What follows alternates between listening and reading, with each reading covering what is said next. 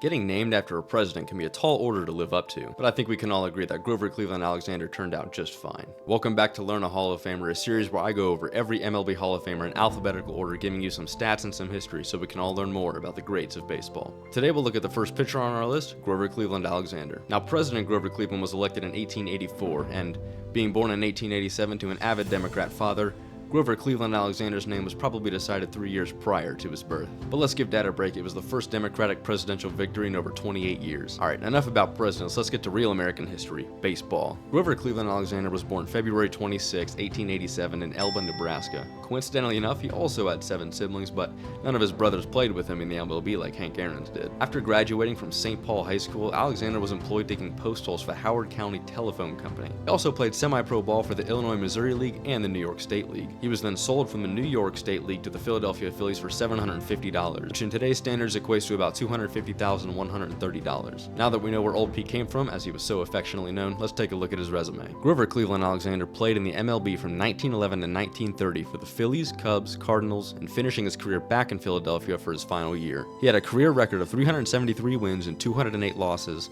His wins are tied for third all-time, a 2.56 ERA, 1.121 WHIP, and 2,198 strikeouts. A career 135 ERA plus, 2.82 FIP, 119.6 WAR, .207 WAR per 9 innings pitched. He was a 3-time Triple Crown winner. 6 times he led the NL in wins, 5 times he led the league in ERA, and 6 times he led the NL in strikeouts. Alexander was also a workhorse, as most of the mid to early 20th century pitchers were. He pitched 5,190 innings. He is one of only 13 pitchers to eclipse the 5,000 innings mark. He also completed 436 out of his 600 games started in his career. He also ended up with 90 shutouts, which is good for second all-time. But Alexander was really known for his control on the mound, as Hall of Fame second baseman Johnny Evers regrettably looks back on. He made me want to throw my bat away when I got to the plate. He fed me pitches I couldn't hit. If I let them go, they were strikes. He made you hit bad balls. He could throw into a tin can all day long. Grover Cleveland Alexander was elected into the Hall of Fame in 1938, winning 80.9% of the vote on his third ballot. He passed away November 4th, 1950 at the age of 63 at his hometown in St. Paul, Nebraska. Thank you guys for coming to class. I've been Professor Baseball. You've been great, and I will see you next time.